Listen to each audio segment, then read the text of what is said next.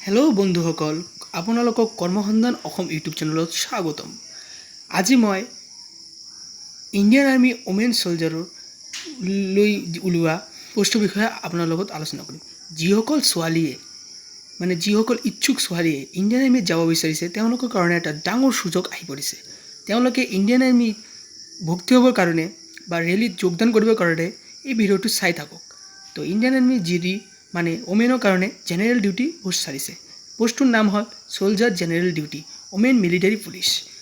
Post আছে 100টা আৰু পোষ্টৰ কাৰণে আপোনালোকে কি লাগিব বা কি কৰিব লাগিব এইটো আপোনাৰ লগত মই আলোচনা কৰিবলৈ ওলাইছোঁ।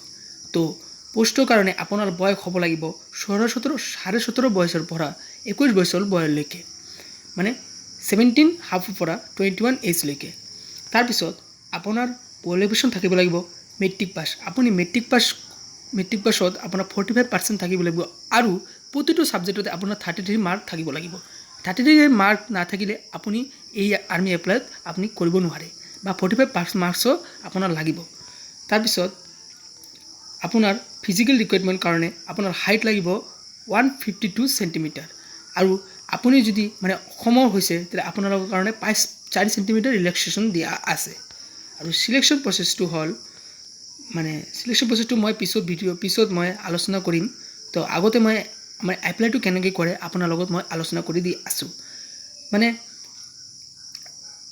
আপোনালোকে এই পোষ্টটো আপোনালোকে অনলাইনত এপ্লাই কৰিব লাগিব।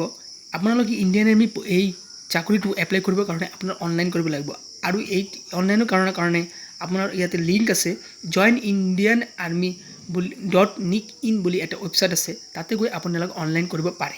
আৰু অনলাইনটো আপোনাৰ 6 জুনৰ ভিতৰত 20 জুলাইৰ ভিতৰত আপোনালোক কৰিব লাগিব। 20 জুনৰ ভিতৰত আপোনালোক কৰিব লাগিব আৰু এইটো আপোনাৰ অনলাইনত এপ্লাইটো কৰিব লাগিব। তো গাইজ, এইখিনিতে কৈ মই আজি আমাৰ ভিডিঅ'টো ইয়াতে সমাপ্ত কৰিলোঁ। আপোনালোকে যদি কোনো অনলাইন কৰাত যদি সুবিধা পাইছে মোক কমেণ্ট কৰি জনাব। মই অনলাইনটো কেনেকৈ কৰে আপোনাক মই জনাই দিম। তো আপোনালোকৰ যিসকল ছোৱালীয়ে ইচ্ছুক ছোৱালী ইণ্ডিয়ান আৰ্মিত যাব বিচাৰিছে এই এপ্লাইটো কৰক। আপোনাৰ কাৰণে এইটো ডাঙৰ সুযোগ। এইটো আৰু আপোনালোকে কেতিয়া পায় নাজানো। তো এইটো আপোনালোকৰ ডাঙৰ সুযোগ, আপুনি এইটো এপ্লাই কৰক। ঠিক আছে, মই এইখিনিতে কৈ মই মোৰ ভিডিঅ'টো সমাপ্ত কৰিলোঁ।